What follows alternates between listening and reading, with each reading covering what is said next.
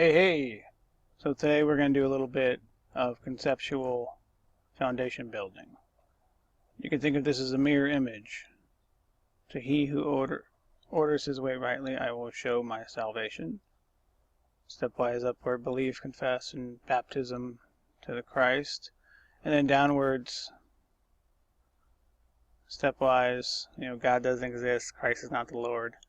And then you end up taking the mark of the beast, which will promise you eternal life and peace and healing, and you'll get none of that. But the other thing this could be is this line across here. Could be a timeline, or keeping with the horizon mirror, this could be like a lake reflection of a mountain sort of thing, or in the mirror sense. Or this could be ground level Earth, place where we could talk about where are we and what goes on here. And so I am going to discuss something I like to call the duality of our reality. Okay, so the duality of our reality. This is where we get the Vesica Pisces. Okay, one is one thing, the other is other thing, and there's overlap. This is a bit like what I call God white all the time, and I don't mean to say like Caucasian. It just comes out of my mouth, as opposed to darkness. So there's darkness or blackness or black, the color black, and the color white, because this is, really the kind of overlap, and then there's gray in the middle. So the dualistic concept is on a continuum. And I call it the homeostatic continuum, because once we have to leave behind the black and white concept of God, remember we're on Earth now. This is the Earth line. And so there is a connection that goes up in terms of how this transitions upward. And there's more to talk about, like I said, or like I showed on the initial picture. There's other things to talk about. But to begin, fundamentally, this is Earth, this is us, this is what our reality is, the duality of our reality, okay? The homeostatic continuum, I'm going to say right now, but begin at the beginning again. This is a 0, and this is positive, and that's negative. It could be 5 or 10 or 100, or it could be electricity. Don't think of up and down. Think of more like left and right, more like equals. This is how things of equals interact, which is what we are in the world. We have a dualistic reality where everything's on the homeostatic continuum and wants to be balanced right here in the middle, the Vesica Pisces. You'll notice that in Washington, D.C., they have this, and then the obelisk is in the middle. And so that's like penis and vagina. It's also like the beak of the owl. These are owl eyes. But it's the duality of our reality. This is, as you can tell, this is slightly Masonic. Where do you think I learned it? The Lord. I learned it from the Lord, like everything else. I'm not a Freemason. But when I began to see this stuff, and he was showing it to me, it gets really obscured. You can't exactly go as deep as you want to. Like I saw a scene recently in Batman v Superman where Lex Luthor says, that's painting, I think it's wrong, it should be flipped upside down. Devils don't come from below, they come from the air. Which is an actual true statement that the prince of the powers of the air is where evil comes from. But it was also a hint of this Masonic mirroring concept, where as above, so below. The way they teach their drawers to code and stuff is where the picture's on the top, and you're looking at that, and there's stuff in the background on the bottom, or all over, whatever. And then when you flip it upside down, it's an entirely different picture, just like he showed you in the movie. So I saw the actual Masonic Templates, which showed me how they do all this stuff, and then because everything they do is mirroring God and trying to flip it upside down, because the scripture tells us the devil is he who turns things upside down. And then that's what the Jews accused Jesus of he's turning our world upside down. That's because they were with the devil, and then God was stepping in. So it was just a continued testimony. So in the Masonic Templates are inherently the symbols of God and all the things they're perverting and turning things upside down to change their meaning and to hide God, to hide salvation. And you'll hear me talk about this. The only thing they're trying to hide is the rapture. Because think about it. If everybody was preaching that If a preacher is preaching that the rapture is what happens next, then God won. God won that. God won. You can't. Doesn't matter what he says after that. If he got you along that far to that point, and he's got you in this preaching stance where you're getting into the blessed hope is, the power of now, then God won. That's the end of the. That's the like culmination of the gospel, mostly. It's our blessed hope. Then God will start doing so much work in your heart then that there's no going back. So the reason I preach it is because it can't be beaten. So anyone that tries to come behind me and take my stuff and top it and have a better message, that's why God gave us the rapture to preach, because it just wraps it all up. But back to the Masonic Templates, remember that they're showing us what, in a way, they're using how God designed us to learn and understand stuff in the real paradigm. Much like the fallen angels, they just were given knowledge that is tools, and they were supposed to give it to us to work towards godly stuff. And then when they rebelled in order to destroy us, they used the same tools, the same access God gave them, the same wisdom, the same knowledge, to go towards their own destruction for evil. And it's the same tools. So we'll see a lot of similarities as we go through this. Now back to this homeostatic continuum. Everything wants to go to zero. Everything wants to go to balance. Okay, so you can start listing in this thing anabolic, catabolic, day, light, sun, moon. So once you get the sun and the moon in there, we're pretty much under the heavens. Everything that goes on dualistically under the heavens is in this dualistic reality. And I try to make things short and to the point, so I'll often make broad, sweeping absolutes. And one of those is everybody that's ever lived before you that's not alive now is in the dirt. We didn't bury anybody in space. If they're in the water, they're in the dirt eventually. Everything's in the dirt. It's ashes to ashes, dust to dust. So everything that we got going on here is made of clay. It's made of dirt, whether it's you or the other animals or the trees or the rocks. It's all made of dirt. And you notice how our heels are on the ground and in the dirt and we can't get up, we can't fly? It's because we're grounded. God has us pinned to this paradigm, grounded in this dual reality. In the presence of God, someone was once told to take off their shoes and socks because where they are standing is holy ground. And I've heard many people kind of say this, but if you're a globalist, you think the earth is a globe, you need to go, this is what I'm getting to. You need to go somewhere where there's nothing man-made and take off your shoes and socks and put your heels in the dirt like God made you and look around at all the stuff God made. And when there's no input from man-made stuff, you'll see the design. He gave us a way to see the design from inside. And all the lies we have are about hiding that. And that's exactly why they use his symbols, because they are some of our keys to seeing the design. But when they flip it upside down, it leads you in the wrong direction. But going back to that place on earth where your heels are in the dirt, first of all, if you have the Holy Spirit in your chest and God says, take your shoes and socks off where you stand as holy ground, then I would say that when you're standing somewhere with your shoes and socks off, that's holy ground. So if you ever want to feel like that, again, go out in the wilderness, go out in the creation, take your shoes and socks off, and just come to reality that you were made here, placed here, designed here. It's for you, it is yours, it was all given to you, and it's really simple to understand, especially if you understand it's a flat earth. So we go back to this practical reality. So everything under the sun is a practical reality of duality. So if you look at the horizon and it's flat, you're just going to go, okay, the earth is flat until I see something otherwise. And if you better see a curve, what's going to trump your eyesight, dude? So not a picture, nothing CGI.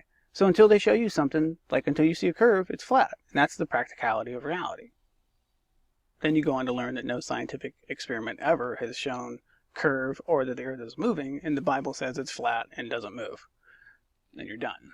You really should realize all they were doing is hiding God, hiding your salvation, which the pinnacle of that is the rapture, so all you gotta do is just jump right in. See? Now that we're standing in the dirt, their heels in the dirt, look around, okay? Everything that is there is made by God. It's made by the hands of God. Whatever it is, trees, life, all of it. And then time warp yourself back into the middle of a city, okay? Or just right where you are right now, which is probably sitting in front of a computer. You got your accoutrements and your buildings and your Everything you see, man. Okay, now think about this. Everything you see was made by the hands of man from the dirt. You are the only thing there, unless there's other life forms. It was made by the hands of God, but even you were made from dirt. Now to throw this in real quick, if this is a timeline and this is dirt, he says ashes, ashes, dust to dust. So our DNA creates this living form out of the earth, and we come out of a womb, and we live, and then we die, and we go back to the dirt, okay? And there's a spirit in there that God wants to put his Holy Ghost in that clay body before it dies.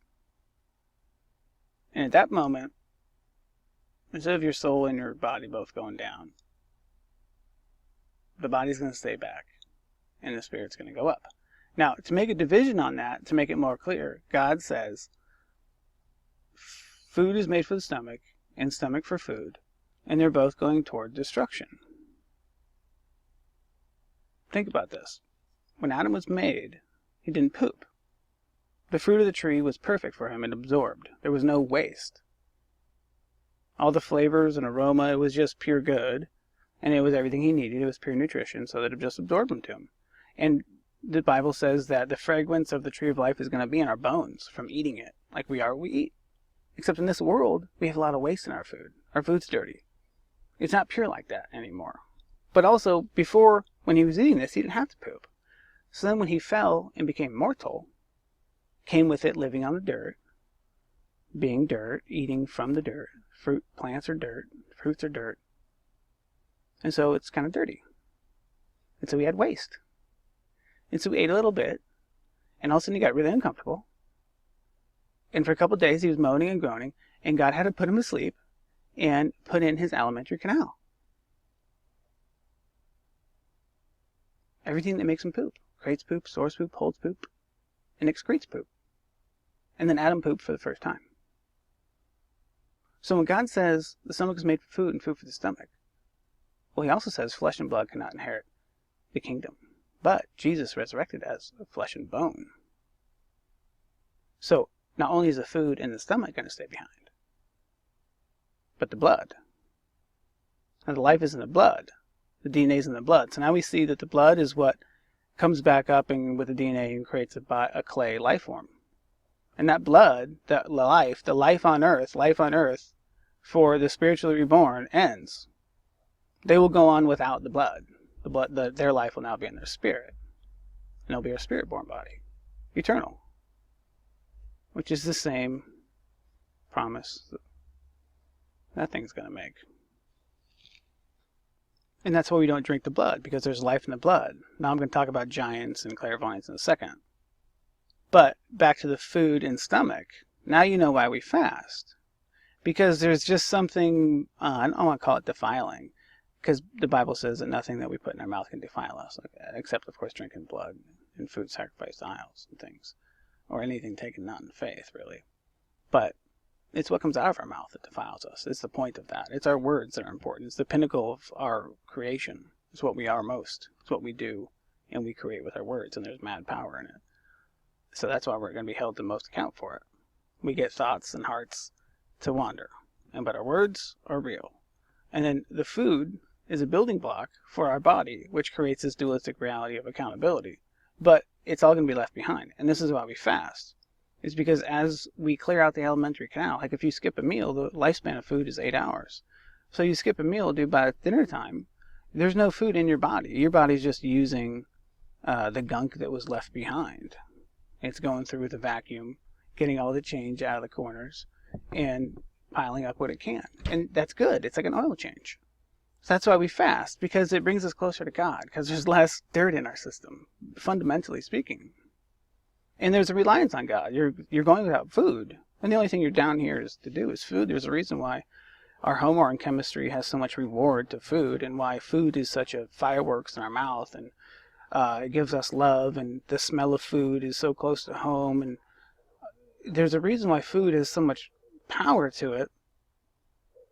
But there's also, you go without it in the name of God, all of a sudden you're going with an empty stomach, but you know you're going to eat because God will provide for you, and you're going without because there's a lot of people that can't eat when they want to, today. So you're going to skip one in their name. So the whole thing, even in the physical reality, comes down to cleaning out so you can get closer to God. And that's why people fast. And those are the tips on how to fast when you start talking about how to do it. But this isn't about fasting. This is about the duality of a reality and why all that stuff plays out so much. So the nearest concept to do this is when we go as above, so below. As is the universe, so is the soul. Or that last part could be like, as is the body, so is the person. Like to the community, the cell is to the organ, as the person is to the community. So we interact on a level the way we all interact largely, and your body cells interact with each other the way that we interact with each other. Like there's a thing called cell apoptosis, and every cell has inherently inside of it a suicide program in case it goes awry. And all the cells around it will know that it's going bad. And once it starts to be a problem, they'll send it signals to die. They're like, they have a program jack, and they can be like, we're all going to tell it to die, and then program cell death. And so if it doesn't successfully program its own cell death, as it should have, then the cells around it will say mean things to it until it dies, basically. Or they'll attack it. The immune system will attack it. They'll start sticking darts in it. The immune system sees it as an enemy. And that's why we know that we shouldn't have cancer. That's a whole other story. So this cleans up when we just start thinking about inside the body. Okay, this homeostatic thing is what I would call ages like 30 to 50. Okay, up until that point, your body is not in homeostasis. It has an excess of growth hormones, whatever hormone you are, whether there's gender, this or that. Your body's producing more of them than it will between the ages of 30 and 50. When you get to 30 and 50, your body's just like the same every day. And this is kind of where people start to wake up, because after like age 38, you're like, dude, it's been the same day in my life. I feel the exact same since I was 30. And the same thing goes on, as long as you take care of yourself. Now, we're supposed to live to 125 years old. So that tells me we should feel 30 years old till we're about 60, and then we should feel 60 years old till we're about 90, and then that's about the end of it. And we don't have that now because of the amount of poison we're into. And you just have to think about the amount of poison that we're into as not evidence that we're weak or that we can be hijacked so much or poisoned to death. It's that we can't. Is that everything they do should have killed us a long time ago. So that we're under so much poison that it's a miracle. It's an absolute miracle that we're even functioning. God's just keeping this place going because he wants more souls. And he wants to do it under greater duress. He wants to do more with less. So looking at anabolic in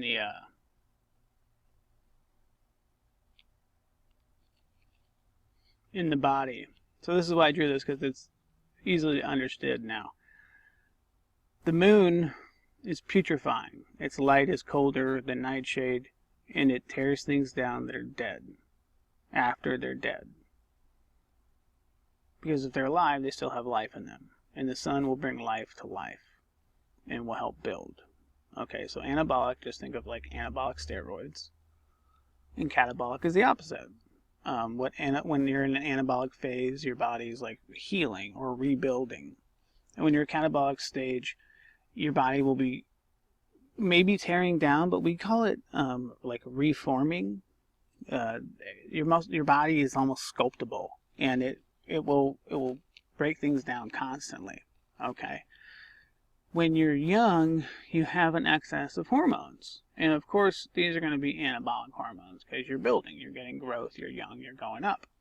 And so on the continuum of plus minus, you will repair very fast. And because of this, it's just on a continuum and it's like that way, you'll break down slow and rebuild very fast and break down slow. And then when you get to the balance, you're like 30 years old and you break down about the pace that you rebuild.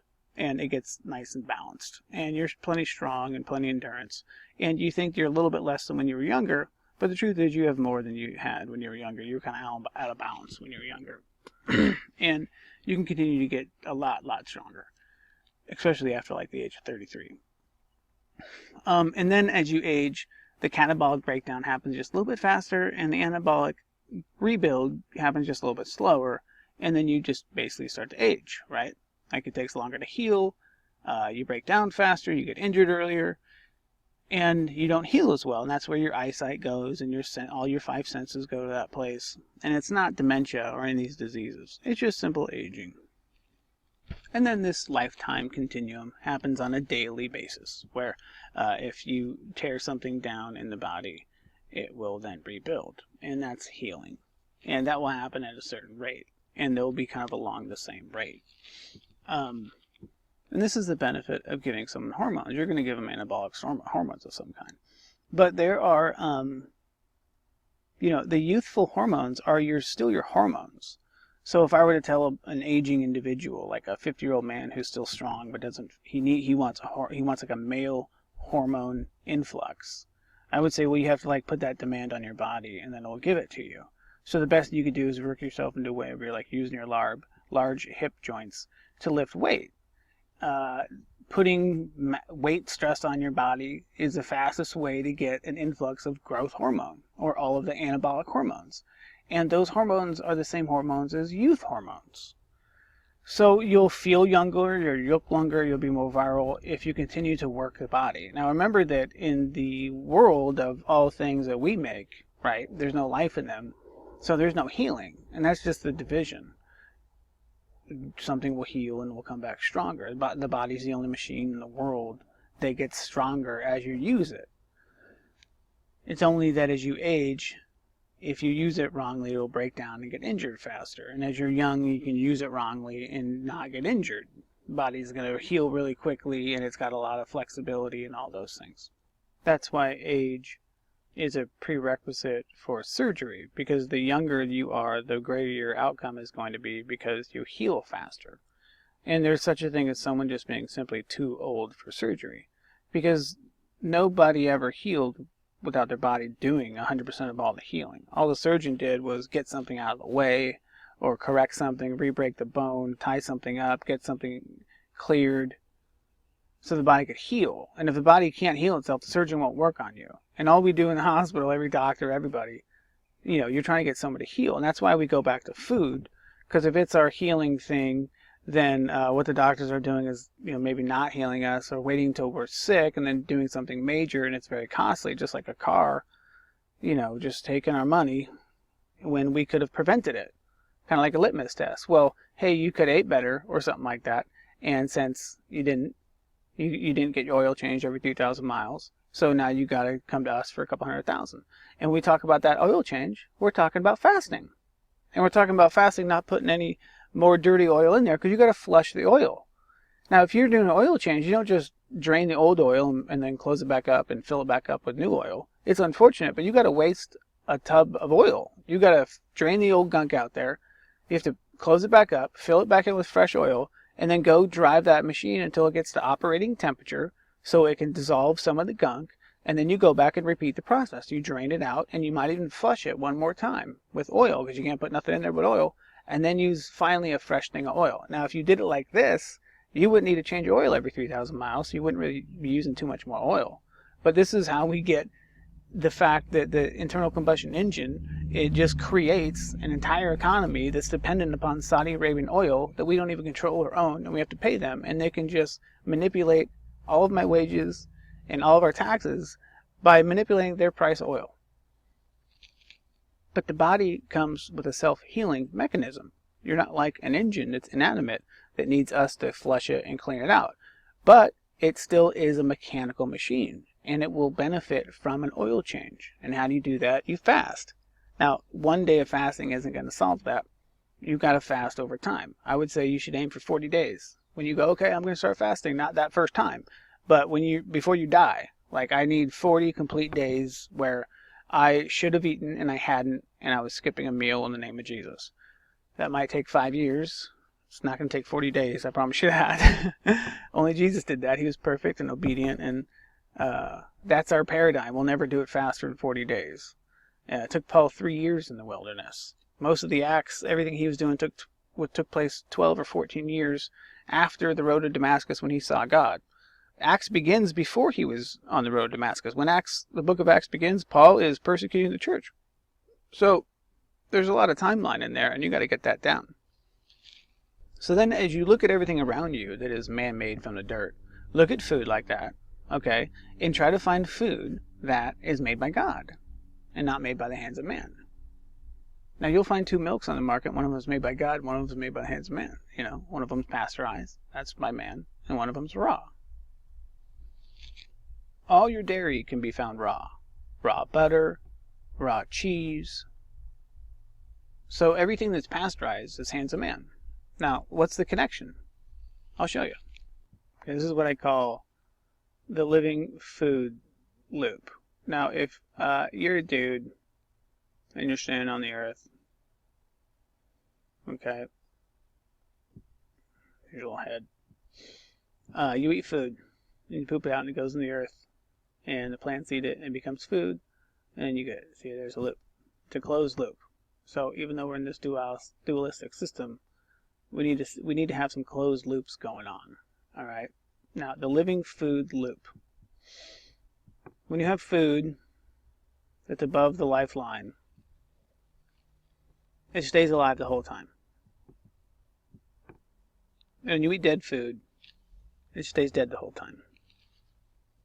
So you can imagine if your body is collecting waste from what you eat. All right, everything that a little thing eats and then a little bigger thing eats, and a lot of that is called biomagnification of poisons. And if it ends up dead, then you just got a whole lot of dead stuff and poison. And that's what you're looping through the body. And because your body has life in it, in the blood, it can make life out of that.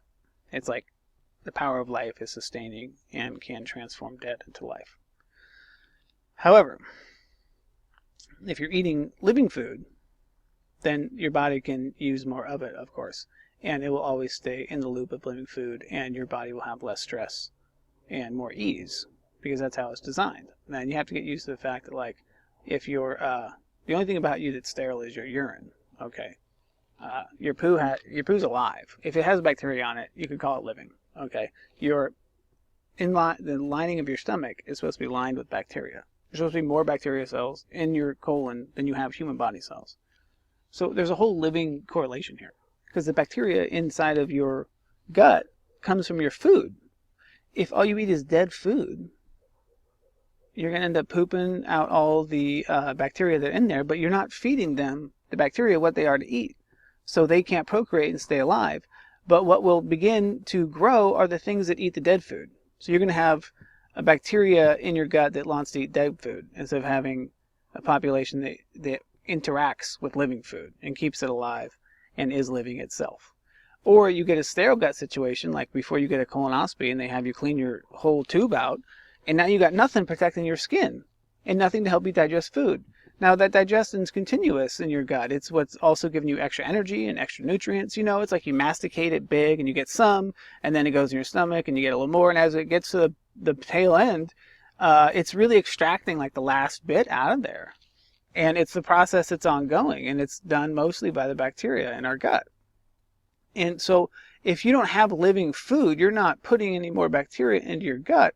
You're putting dead food in there as an alternative, which is even worse. And it's changing the bacteria environment in your gut. And so the waste products of those bacteria are discomfort and gas and bloating, diarrhea, every complaint you could ever think of towards gluten sensitivity and colonitis and getting your colon resected and having a lifetime of medicines and organ transplants. Do you see? So when you go into the grocery store and you buy a boxed food that's dead food, it's been processed by the hands of men. It's very hard to find living food, but where you can begin to put living food into your diet, you will have, you got to get up into this loop, is what we're saying here. You get into the loop, you start putting in the living food, and you'll start to have a sensitivity towards what's most discomforting, and you have to stop eating those things and let your body go towards the loop. You're in a dead food continuum, and you want to get into a living food continuum. The living foods are fermented beverages. Is the number one thing you should do, is find a drink that's possibly lacto fermented. Anything that's effervescent, not made with carbonation, but from the gases made from bacteria fermenting. This is what beer is. It's what wine is. That's why they put sulfite in wine, because it kills the bacteria and stops the fermenting process. And some say it locks the wine in at its preferred flavor profile, but they're really trying to do is kill your food, even if it's wine. So you get a cucumber, and it's just a cucumber, and it's alive. And then it goes rot, and it's dead, and you throw it in the moon, and the moon desiccates it, and it goes away. You get a pickle, and it's living. It's covered in bacteria. It got pickled. Anything that's pickled is a living food. We have so many living foods to choose from. Sauerkraut and kimchi. All these things you can just throw into your diet. And all you have to do really is think about, well, I want this to... It's like chewing food. It's like almost... You have bacteria and amylases and enzymes in your saliva that begins to digest the food.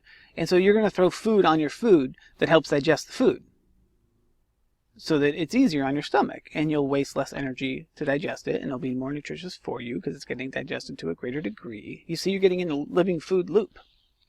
Now think about it. If you're trying to stay young and you're in an anabolic situation, well, life, right? Sunshine, life, anabolic. Seems easy. If you're eating dead food, you're eating moonlight, you're eating stuff that's going to break it down. It's already broken down. It has a life to it. You got to transfer life into it. You got to transfer life force into it. But the living food comes with life. So it's more easily meshed with you. It's in line. There will be satiation, fullness, richness, a lack of cravings. I mean, there's a whole thing to getting on the homeostatic continuum. And the miracle of the body is that it's going to find homeostasis no matter where you are on the off point, okay? Not that it's going to drag you back, but it's going to become accustomed to where you set the new zero at. And the perfect example of this is what I call bodily pH. Now, bodily pH is always between something like 7.35 and 7.55. Every single lab value that we get back from a person has a normal value that's based upon the normal bell curve, meaning that a normal person will fall within 95% of this point. If this is 0, and then there's 50% over here and 50% over here, everything but the last 2.5%, the normal bell curve is just normal. Everybody falls in along this. This is the average, and you're in here. And so a pH of like 7.35 to 7.55, that tiny little narrow pH, is where your body maintains homeostasis. Now, the pH is a good example because people say you should be drinking different kinds of pH and everything else, and it's ridiculous. There are lab values that you can move over without getting sick, but I have to be bluntly honest with you. Doctors define illnesses by a bad lab value, and the pH is one of those that if you see someone's pH even move slightly off, they're in the hospital dying either way. So your body is so good at homeostatic regulation of pH that you can't even move it off without killing yourself. So stop trying to drink pH water or thinking that the pH is what they're changing. They can't change our pH. The body has some impervious lines where if they move it off it, we'll die. So it doesn't work. They need to keep us alive to keep us deceived. If they just started slaughtering everybody, we'll all go to Jesus instantaneously. Remember, the greatest trick the devil ever pulled was convincing the world he didn't exist. The moment they show themselves, we see God. So the body will regulate homeostasis in many ways where you can't even get it off. And that's where you get this, you got to take advantage of the body's set point. And so what will happen is you'll have stuff that's off center, and you got to get it back. And that doesn't mean going way over here or something. It means, well, other stuff. But you see how you're kind of getting pulled one way or the other, and most of you wants to be right in the middle. Remember, dude, it's like every lab value in the body is right in the middle. Everybody's the exact same. If you took everybody all across the world, all their blood values would all be the same. And if they weren't, they'd be sick, and they'd have symptoms. And we would figure out what symptoms they have based upon their lab value, almost. Now, this obviously is bad and wrong and insufficient and doesn't lead us anywhere, but we also are using tools improperly as such. But the lab values can't be faked as such. So the pH in the body goes around acidic and alkaline. Acid is a low pH and alkaline is a high pH. Now, these aren't related concepts. It's not as though when you're alkaline, you're anabolic. This is just for the pH. And most organs in the body will have their own continuum that they work on. They're not all super interrelated, as catabolic and anabolic seem to be. But the concept that I want to get back to was the blood, and the life being in the blood. Okay? So we're getting back to the blood. Remember I was talking about how poop entered the world with our mortality. Adam was originally immortal. And then when he sinned, he became mortal. And then poop came with mortality. And now he's on earth, where God says that we're all conceived in sin. We try to get people the concept of like, hey, we're all sinners. It's because, well, we were born after man was made mortal. And we're mortal. So if we're mortal, we're in the sin. God says that he consigned all creation under sin so that we might be saved by Jesus. And this goes back to making it easier for us because it's a binary system. It's black and white. There is only one way, one truth, one life, one way out of here. We're all born the same, consigned under sin as sinners into death, and we must be born again by the Spirit. And so it helps us leave the food in the stomach and the blood behind. It helps us fast. It helps us understand what is here for us to choose from that's holy as opposed to unholy. It helps us forego what is earthly for what is heavenly. And that is part of getting back to the body. I will tell you that the healing and the regeneration of youth, it comes with the Spirit. It really does. Better than I ever had in all of this knowledge came, before I had the Spirit. And when the Spirit came, he refined it and perfected it. And it was still the same knowledge. He just took out the errors that I put in. I'm still putting in errors. Don't ever think that I think I speak perfectly. I know this is all messed up. I mean, if you can really understand and connect poop to sin, I mean, you're already out of the world, man. You got one leg out of being deceived. You're already understanding why we're here and what happened, and mortality is the trick. The answer of Jesus Christ is immortality. And the devil can't offer that. He's going to lie and say, hey, you get it with the mark of the beast, but you can't. So why did Adam become mortal? Well, he was immortal, and God told him, don't do this one thing. And he locked all of Adam's immortality up in just one commandment, which is don't eat that fruit. We'll explain at some point the rest of it. But when he broke the commandment, the punishment was death or being made from immortal to mortal. And so they went down to earth and started making babies. And Satan began to convince some rebellious angels that this proved that God was not holy or righteous or right. Actually, you see, look at his creation. It's all spoiled. And now he's going to have us go down there and serve a spoiled creation. No, let's go wreck it. I want you guys to take a fleshly form and start mating with all the women until there's no men left. And then once there's no men left, God will have to listen to us. And he'll give us another chance to redo it the way we want to. Just like Adam had to sin to become mortal, the fallen angels had to make a pact and choose a sin with which to do that would make them mortal. They had to leave their former state, meaning they had to give up their immortality. And the only way to do that was to cross God. What they chose to do, now I don't know if they had options and how this would work out for them. But I guess they chose to do something that they wouldn't be endangering themselves or something. And so it was to drink blood. I don't know what kind of blood it was. I don't know whose blood it was. But they made a blood pact and they drank blood. And that was their sin. And because of that sin, God instantaneously made him from immortal to mortal. Now they're on earth. And if Adam, was like a 33-foot immortal being and then he became like a 27-foot mortal being, then these fallen angels would have been, really something. And then really something else when they were made fleshly. And so they'd have dominion over the earth in flesh. And that's what they went about doing, was basically eradicating men and having their day, really. They could have eradicated men swiftly with axes, but, they chose to do it through blood and sex and magic. All right, so this blood drinking, for them, you have to imagine that not every fallen angel did this. So there's still fallen angels working for the side of the devil who are very powerful, they have access the way that the devil does. They're still interacting with us 100%.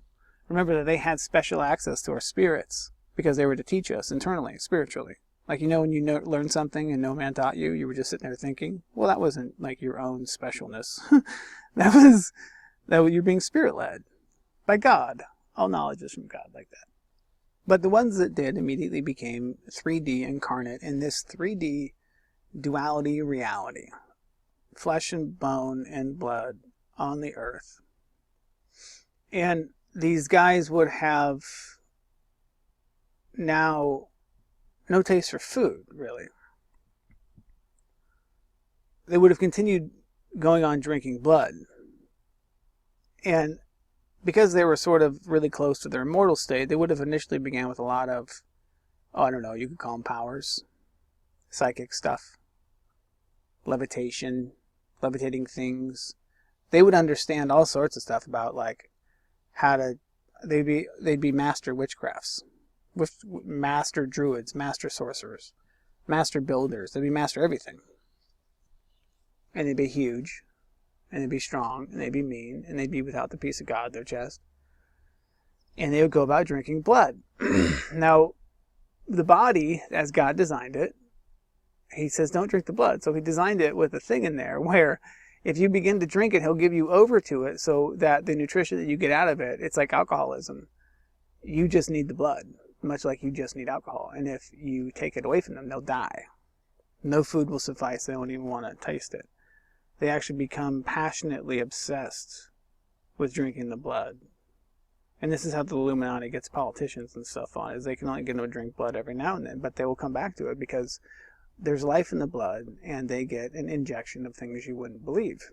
Not just hormones, like youthful hormones or something, but I don't want to say memories, but things that would be more like clairvoyance, psychic powers, reading people's minds, seeing the future. So these giants weren't only just big old mean ogres, but they were mystical creatures. They could throw their voice, talk in your head, levitate stuff. The thing was that it came from the blood. And if they didn't get the blood, they became physically weak and their powers became weak. And they had to get blood. And so it just feeds itself on a cycle of becoming hyper blood dependent and hyper evil. And this was the first generation. Then they had babies. And of course they were teaching men to drink each other's blood at the same time, like their wives and their kids, and sacrificing their babies and stuff, because they had to get to the blood. So the Nephilim were the first generation. Fallen angel mated with women, and the Nephilim did what we call the mighty men and the giants of earth, because they were the most human-like, flesh-like thing that was most angels still. And they were the biggest and the baddest, and they were definitely blood drinker magician types. And if you imagine that drinking a little bit of blood gives you a little bit, then drinking a lot of blood gives you a lot, then you can imagine how they started getting bloodthirsty and having a competition about how many men's bodies they could drain of the blood. Because if you got 1,000 bodies in your system, you might have some mad powers. So when we talk about how evil it's going to get in the old tribulation, keep in mind that what I'm describing now is less evil than it's going to be. The same Nephilim are going to materialize in the same way, and they're going to do the same things to men that they did. So this, now what you might call a bloodline, or the Illuminati or Zionists, to keep all this stuff going, that's what they're tapping into. Is not only like the genealogy of being a fallen angel and keeping alive the old practice, but they're actually getting, super, what do you call it? I don't want to call them superpowers, but they're getting stuff, man. They're getting stuff out of people like that. And it would give them tremendous mental powers, tremendous endurance, tremendous intelligence. They would be above their peers, especially when they got us dumbed down. Fluoride makes us dumb. We'll get to that. All the poison makes us dumb. Everything that doesn't kill us slows us down. And it's mostly mental. Then they keep us distracted. It's amazing how distracting TV and stuff is. And then once they get us distracted, it feeds us with all of the anti-theories. So I think that's where we're going to stop. I wanted to show one more thing over here. Yeah, I'm going to end there. I'm going to open this up and do a second part and show you what this stuff is about, okay? Good job, everybody. This is FPS. Maranatha.